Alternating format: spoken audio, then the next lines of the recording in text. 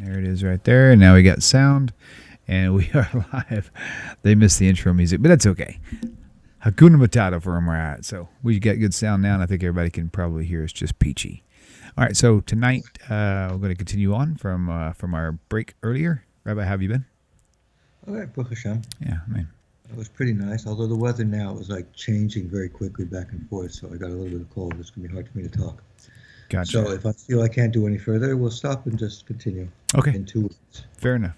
Yeah, you have a bar mitzvah next week, yes. Yeah. Very good. Yeah. Okay. Another great bar mitzvah. Wonderful. Okay, so I'll let you carry on, and we will just see where this takes us.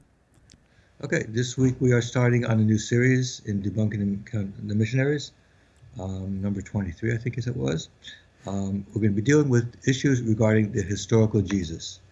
Now, let me just outline those topics that we're going to be covering within the historical Jesus, so that you know what to look forward to in the weeks ahead.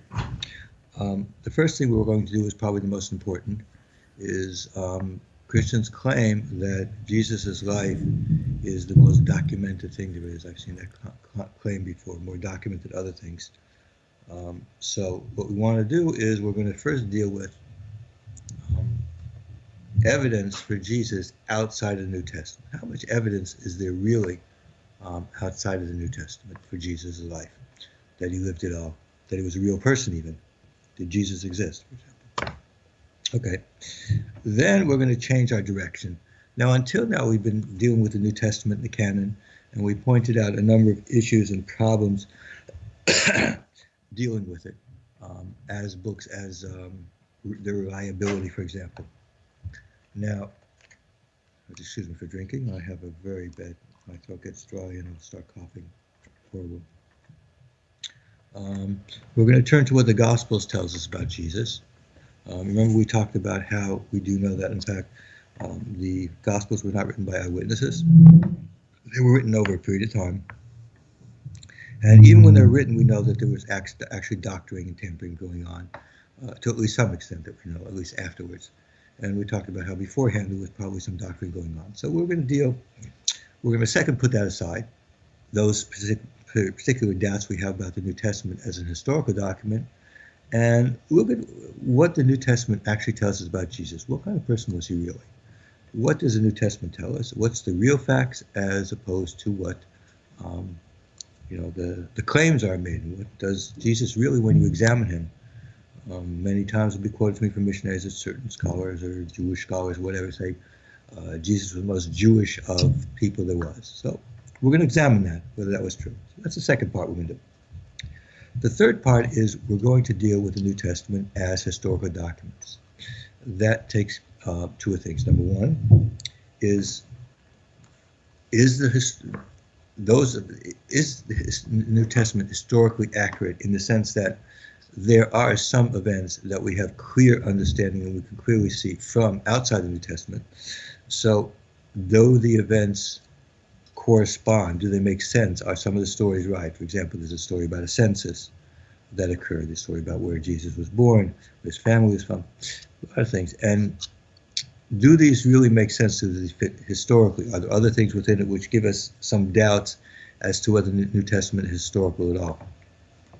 And finally, the last thing I do want to deal with, which of course is what we're leading up to, and that's the resurrection. Is the resurrection something that we can call a historical fact, or is it something that they believe to be true but was not? Okay, and we will deal specifically with the most popular defenses of it that we know of, and that's what's known as the minimal facts. Many Christian scholars, William Lane Craig, Gary Habermas, Michael Kona, others who are apologists for Christianity, and especially dealing with the resurrection, will give what they call their four minimal facts, things that everybody accepts as being true. Do we actually accept them as being true? Is there reasons to believe that they're not true? So we will deal with that. So that's basically our roadmap. It will take us a number of weeks to go through this, and I hope you'll enjoy what we'll go to. And after that, we're going to have something else. Okay, so let's start. First question is, we have to ask, did Jesus exist? That there are a number of people who argue, and there has been in recent years certainly, a discussion, did Jesus exist, or is it something, or is something made up? Now, I'll let you know right off that I do believe that Jesus was a real person. We're going to discuss here with the perspective of looking at the evidence that might be behind it. But the bottom line is the primary reason why I believe Jesus was an actual real person is because our rabbis believed that he was, that he actually existed. We'll get into a discussion of that when we deal with what the Talmud says about Jesus, or if it says anything about Jesus. But the bottom line is something that is very clear, as the rabbis never doubted that Jesus existed. That being the case, then, although people might raise some doubts about it, I do not doubt that he existed, because I agree with the rabbis, what they're saying. Now, what was he most likely? The majority view seems to be that Jesus was most closely associated with the Pharisees. Paul says he was a Pharisee. Most associated with the Pharisees. Now, we discussed a little bit about the Pharisees before. We'll discuss about it continually. But what we see from Josephus is quite clear, as when you say Pharisee, it's basically like saying being Jewish. The overwhelming majority of people follow the Pharisees. Josephus says in two places, book 18 and book 13, that the people followed the Pharisees. That means that they followed whatever was taught by Pharisee rabbis. And I believe it's probably true to say that Pharisee and rabbi was, the word rabbi and Pharisee was probably a synonym. So the people followed them in everything, even in the temple. What the Pharisees said to do was followed. There were a number of the priestly castes who, being from the upper class, were Sadducees, but even they had to follow the Pharisees, as is stated clearly in Josephus. Okay. As far as the other groups of the Essenes, there is certain instances, certain information which seem to indicate that possibly John the Baptist was, in which case they could have been influenced. But again, if we look at Josephus, he seems to indicate that these were not like Catholics versus Protestants, for example, but they were just like two groups within the envelope, between the umbrella of Judaism.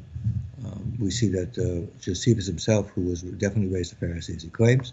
However, he did spend some time learning from an Essene, meaning that they weren't so far out. When we talk about rabbinic Judaism, we're going to talk a lot more historically and bring a lot of evidence to show that not only the rabbis today are the direct descendants, in essence, of the Pharisees, but in fact that Pharisaic Judaism was actually the only Judaism in the first century, and even groups like the Essenes were at that time certainly not so far away from the Pharisees.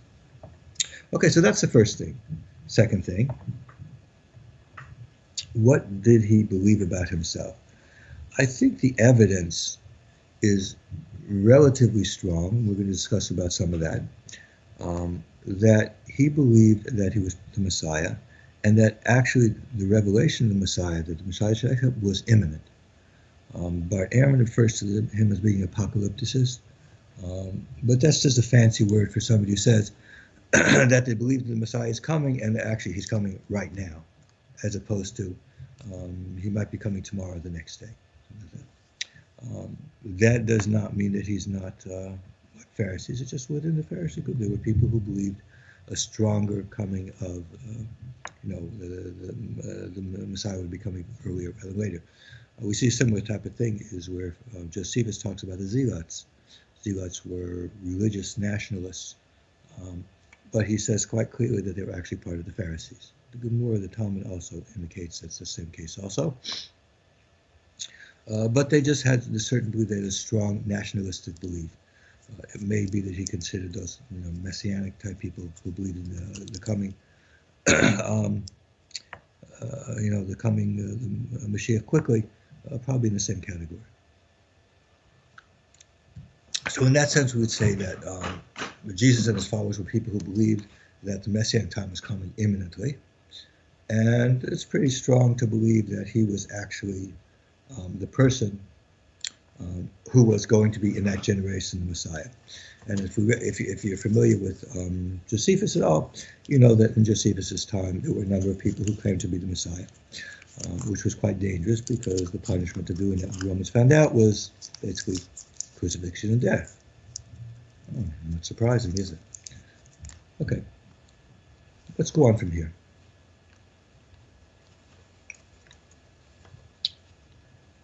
Now,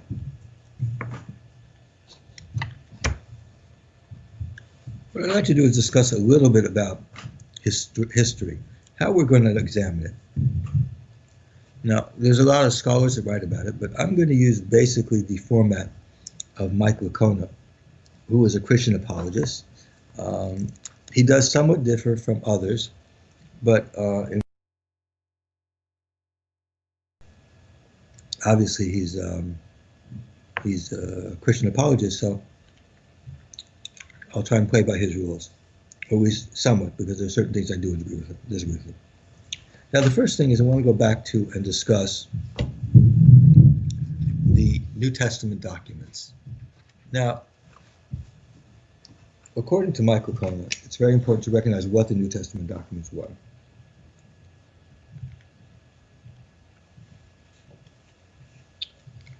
So, let me read how he describes New Testament documents so you understand. Today, when we talk about a historical document, we assume that because it's historical, it means that every event in it is exactly as it occurred or as close to the facts as possible. We would not accept, as an historical event, for example, something where a person added stories which weren't true.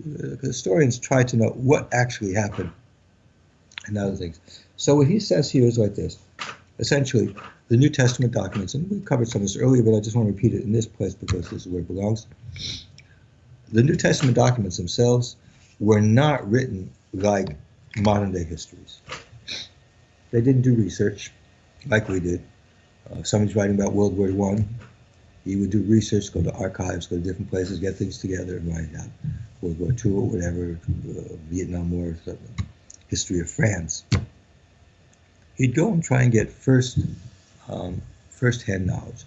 They weren't interested in writing that kind of a history. He says here, there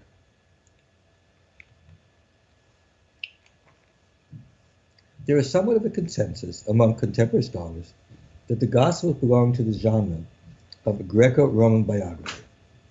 Bios. Bio offered the ancient biographer great flexibility for rearranging the material and inventing speeches in order to communicate the teachings, philosophy, and political beliefs of the subject. And they often included legend.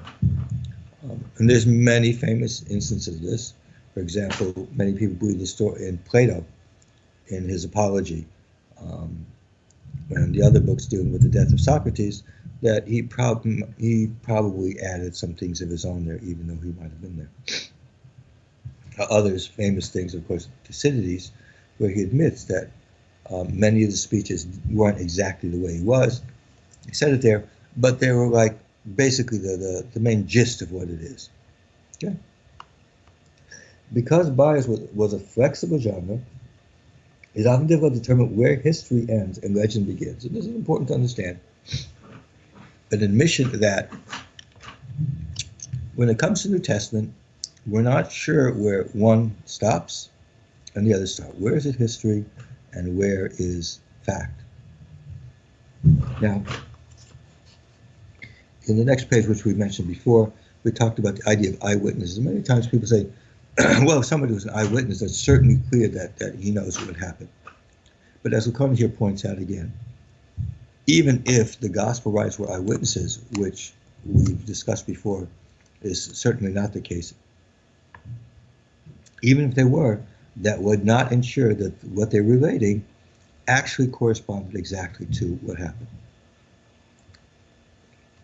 So this would mostly involve, when we discuss issues like speeches, what Jesus actually said, what were his actual words, did he use these words or not? When you have contradictions in two places in the New Testament, where the wording is this way and that way, they both could be wrong.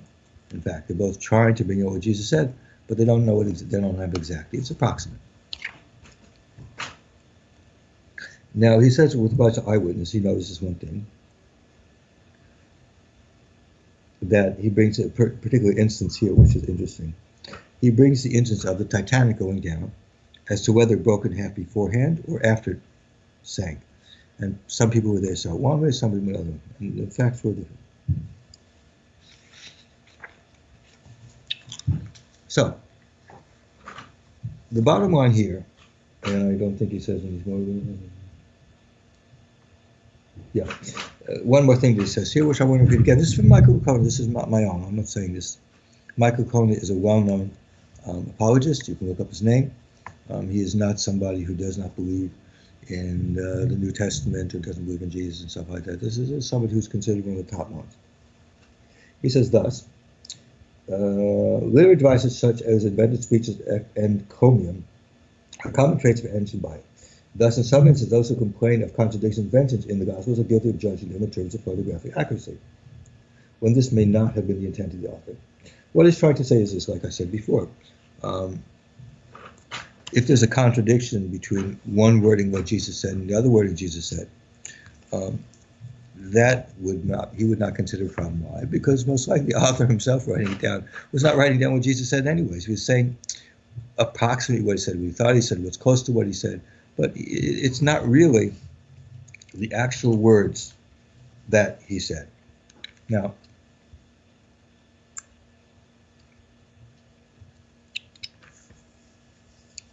after that, he discusses what we'd say is like theory between history. There's a lot of theories of how do you analyze some documents that are that old.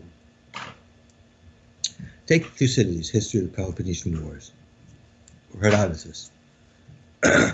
We know there are things there that are not accurate, that are true.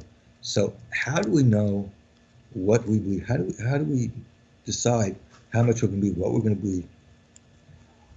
Now, of course, with Thucydides and Herodotus, it's actually less important than the New Testament. Remember, the New Testament is here to teach you and to give you the life of Jesus, who they claim was the resurrected Messiah. And if you don't believe in him, you go to hell. We're doing something the historical, the need for historical accuracy is much higher than Thucydides'. If Thucydides is incorrect about a certain campaign in the war, in the Peloponnesian War, it doesn't make much of a difference, because the end result is we know what happened. We know Athens got sacked. We know what Sparta. We know essentially what happened. Herodotus, we know basically what happened in the war between Persia and the Greeks. If the story that he says is not actually true, whatever, but the bottom line is we know essentially what happened in the end. The Persians were beaten back, and the Greeks, and eventually Athens became a big empire. Okay? So we know it's not so important, these things. We don't really care. Some of them, it's very nice to know. It's not important. However, when it comes to Jesus, resurrection, birth, virgin birth is a very important issue. Many other things, even his teachings to some extent, are much more important to the accuracy of them than speeches in Thucydides. The speech in Thucydides is not correct. It's one thing. The speech in Jesus, who is considered to be incarnation of the second part of the Trinity, the Word, incarnation of the Word in a human being, that's somewhat important, much more important. And inaccuracies and errors in such things really have much more of a value. So when we analyze it, there's certain ways that you really have to consider it. Okay? Now, Lacona approaches it in a different way. And he says like this: when it comes to material, historical material, there are essentially three approaches that one can have. One is called methodological credulity. What that means is, okay, this guy wrote it, he was near to the time, so we assume that everything right is more or less accurate unless we can find some reason to disagree with it. I say more or less, we look at Josephus that way. Thucydides also that way. More or less, we understand that it's good, it's correct. Maybe certain biases in Josephus we take into consideration, but essentially, we assume that it's more or less correct. Okay. The next one is methodological skepticism, meaning we assume that it's false, and because we assume it's false, we need to have proof before we accept it as being true. The third is this, methodological neutrality. What this means is we're unbiased. Say it could be true, could not be true, and we see if there's any evidence that would lend us and help us to discern as to whether it is true or not. What is there that this thing tells us that will help us?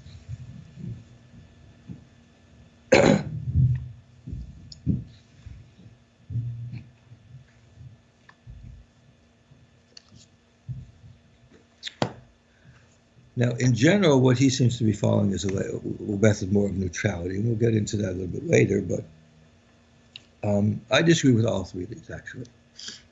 What I believe is a logical analysis of the data. What's that mean? We read what's in there. Is there anything itself which shows something contradictory? Is there anything that we see from it that indicates that it might not be true? If the more stuff that we find there that indicates that it has errors in it, the less we will believe it. The more tampering was done with it, the less we can believe it's being accurate. You analyze it as it is. And because of that, depending on the document, will depend on how you do it. So let's look at Josephus. He writes historical stuff. He writes about himself also. He has an autobiography. And in that autobiography, he says a lot of things about himself. But there are some things in there that give us a little bit of reason to believe it might not be being totally truthful about it, and actually building up and exaggerating his self-worth. One example that I give is Josephus claims to be a very learned Pharisee. Now, in his lives, he talks about how much education he had. And it ends up that the amount of education he actually had wasn't very much. He said he had 3 years. And of that, at least half the time was spent learning from a scene, not in the Pharisee, under Pharisees. So anybody who knows a little bit about the Torah itself and the kind of amount of information you have to know pretty much understands that that amount of time is certainly not enough to be considered a very learned Pharisee. Knowledgeable, yes, but it seems that he exaggerates about his importance. Now, since I'm going to be discussing about the resurrection, among historians, we find something that is brought up a lot. One criticism of Bart Ehrman is he assumes that a resurrection cannot occur, for example. Miraculous events cannot occur. So by assuming that the probability of a miraculous event is almost zero, then it automatically discounts anything in the New Testament and assumes that it's false. Now, in this case, that's not something that I subscribe to. I do, in fact, believe that there are some miracles. In fact, I do believe miracles can be performed by non-Jews, by people, and even in ways that would bring support for idolatrous worship. We have a proof from that actually in the Torah, in Deuteronomy 13, where we're told that it's possible for somebody to come perform miracles and say to come worship idols. And my favorite example of this, of course, is a number of years back. I don't know how many years now. It's probably 15 or more. There was something that happened in India. They have one of their idols there, which has an elephant head. And one of the things they did was they'd give it milk to drink, whatever. And they found when they gave it milk, it disappeared. So there were huge lines all over in the temples, these idolatrous temples in India.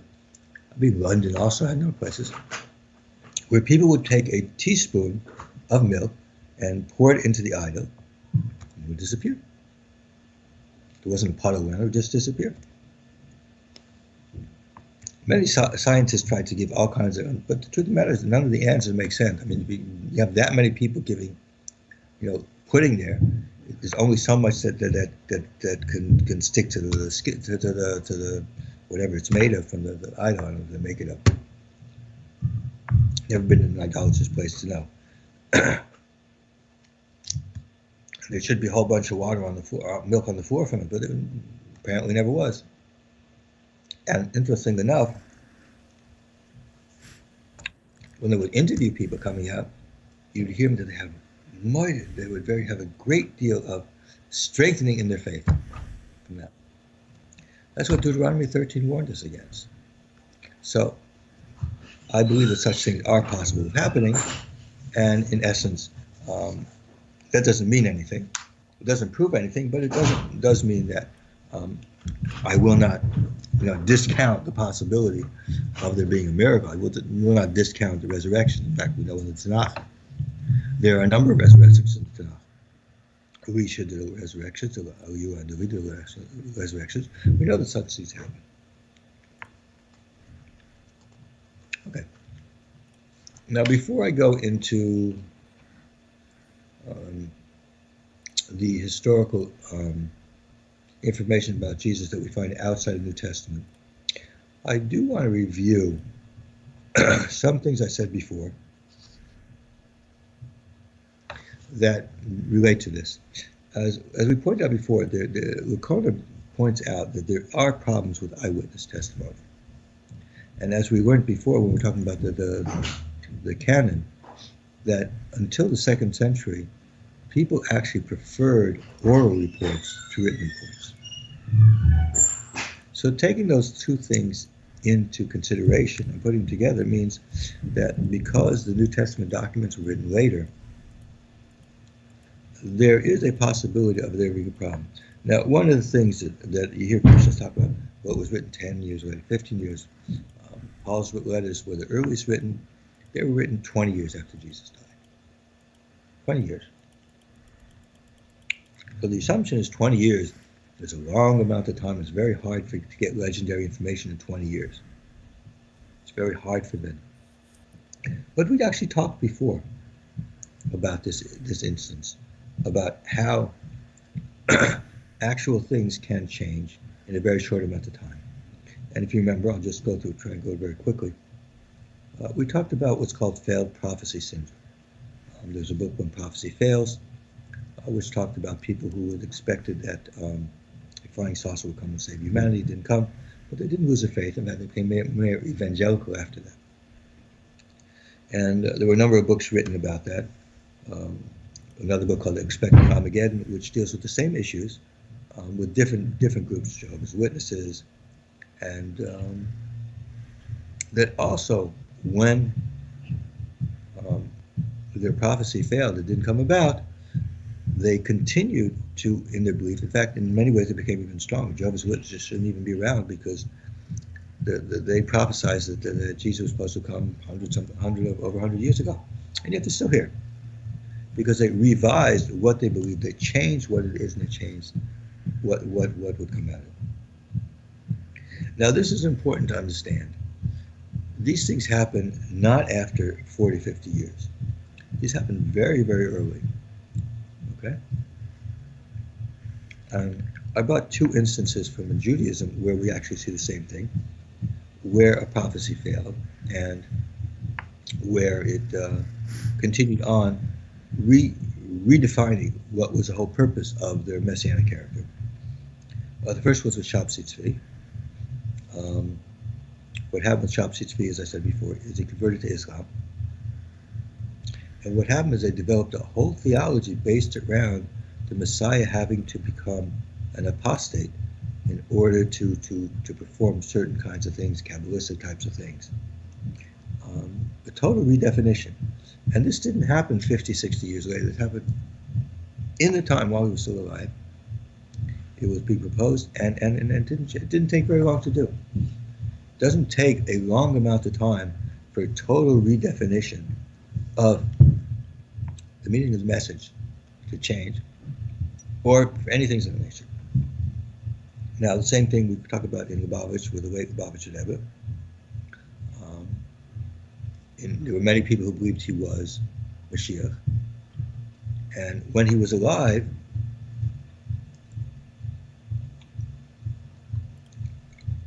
it was categorically written that it's impossible for the Mashiach to die.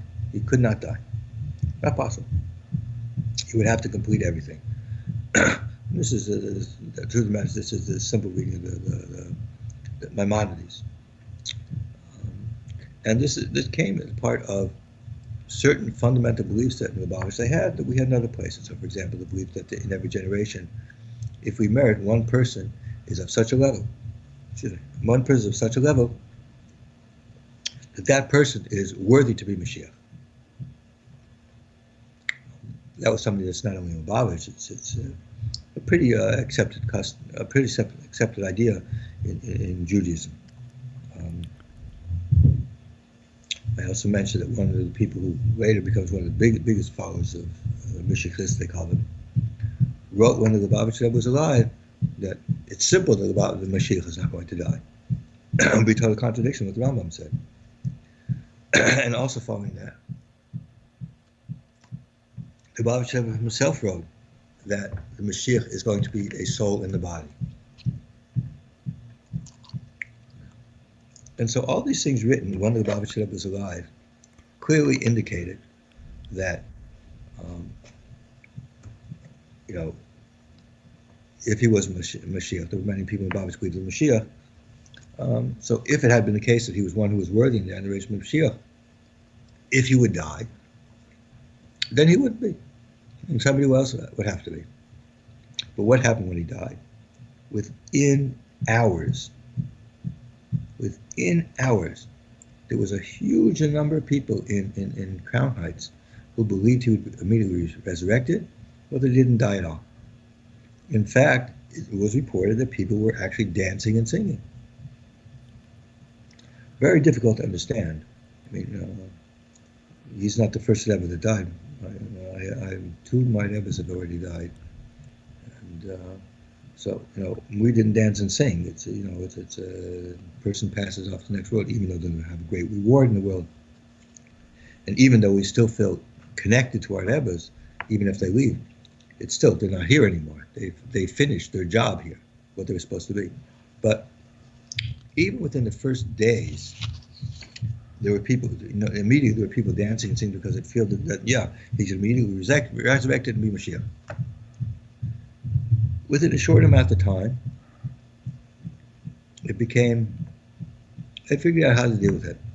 And so nowadays, there's a large amount of people in Lubavitch who believe that, in fact, either the Lubavitch Rebbe is not dead, there's some of those, or they believe that, in fact, he is, but he's going to be resurrected and be Mashiach. The amount I don't know. I've heard from different sources. Some say it's larger, some small. It's not really interesting, not really important. Why? Because the issue is only that we do see that people can change their whole theology virtually overnight. It doesn't take 10 years. It doesn't take very long. Remember, the first council in Jerusalem, that's in Acts 15, took place over 10 years later. More than enough time for them to change the theology, adapt it, come together and decide what they're going to do in the future. More than enough time. Within 3 or 4 years, Lubavitch was pretty much those groups who were Mashiachists and believed it, pretty much had everything down straight. What's even more is, remember, at the time of Jesus, they didn't have, videos, internet, all this kinds of stuff. I mean, nowadays you have, where they have the Lubavitcher Rebbe, they have videos that were taken from his talks, and they play them virtually 24 hours a day in different places. You can see it, maybe not 24 hours a day, but I know when I went to Eretz Yisrael to Maran for Lag BaOmer, there were Lubavitchers there that had a big screen there, and you could see the Lubavitcher Rebbe talking. Although he'd been dead almost 20 years then.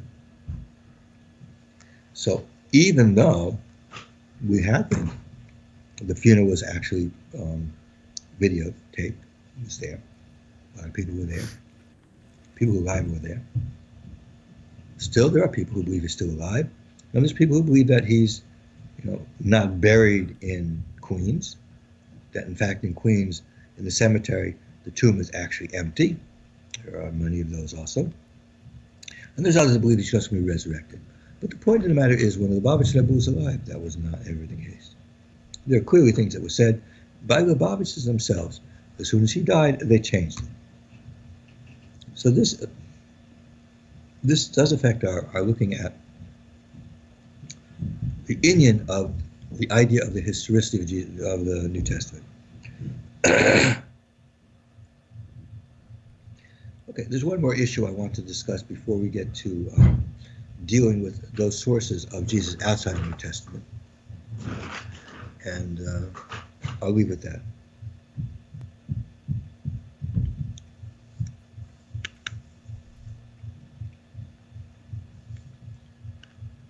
One of the things that we're going to be looking at when we examine the New Testament itself from a historical point of view, not from a theological, historical point of view,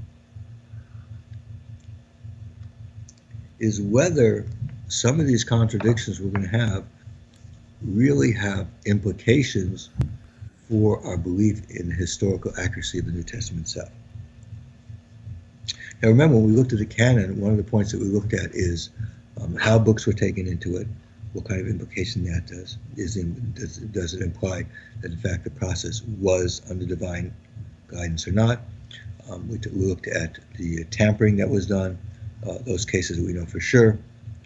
And so we look at what does that tell us about how trustworthy those people were who were involved with it, and if they weren't trustworthy afterwards, if they were willing to put things there, what does it tell about beforehand? So in the same sense, we're going to look at instances in the New Testament, and we're going to sit back and say, okay, does this give us more or less confidence or neutral about whether we should accept the New Testament as historical fact? So that is going to be one of the things we're going to have to always keep in mind.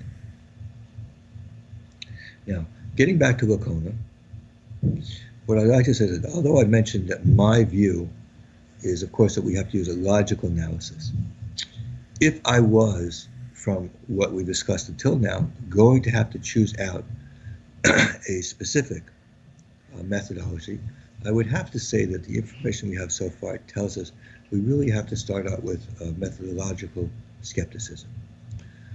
We have to assume that these errors that we find,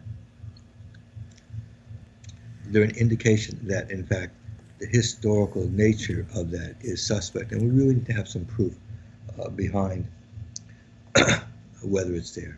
To be selection process, but the fact that none of the writers of the Gospels were actually eyewitnesses, for example. All these things lead to us to think that we need to have a little bit of skepticism. And there's one point that's not usually brought up, and that's to remember, why were these books written? Okay. These books were not written just to tell histories or stories about, a famous person.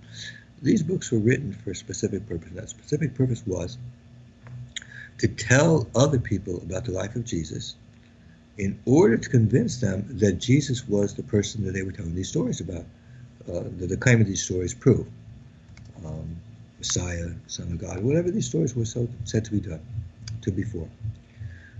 So in that case, because of the nature of the gospel accounts themselves, we have to naturally be more skeptical than we would about something that was just written without any kind of proving. I mean, Thucydides was not writing about the Peloponnese Wars in order to prove something about Athens, Sparta, or Corinth, or anything like that.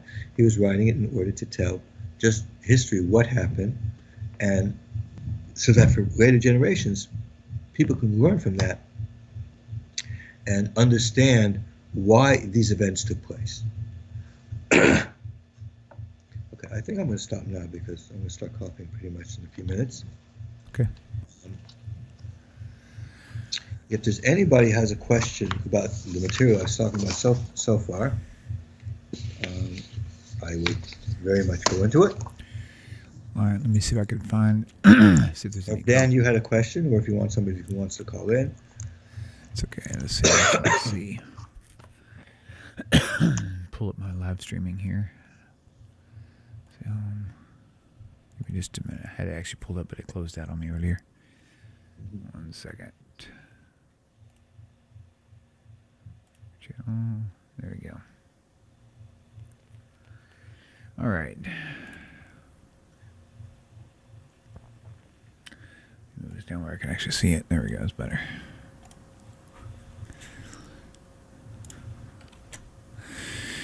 Okay, I don't see right off the hand any questions. I see some comments, but just conversations between people. Well, what are the compliments? Oh, that would take me forever to read everything. Let's see if I can find something thick here.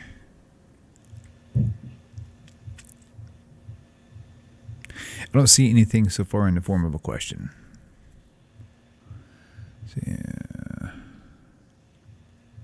Yep.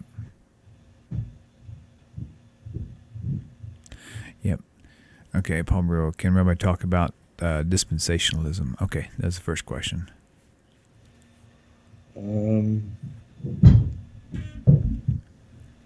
Is that correlating with our topic for tonight would be the question, because if not, we can wait on that for later. No, I don't think dispensationalism would probably if we get into it, but that doesn't really come up.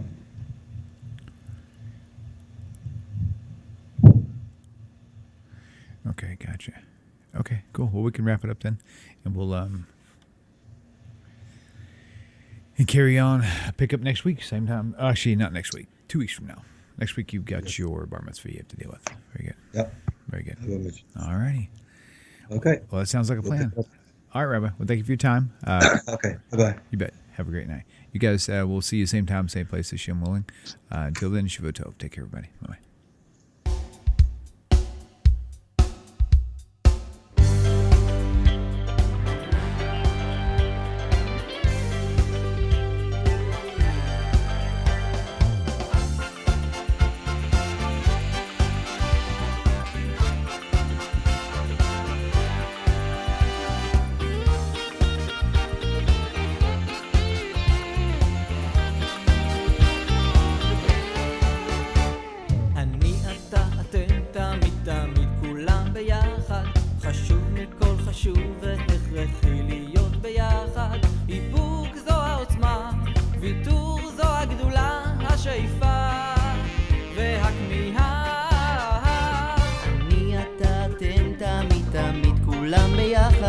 חשוב מכל חשוב והכרחי להיות ביחד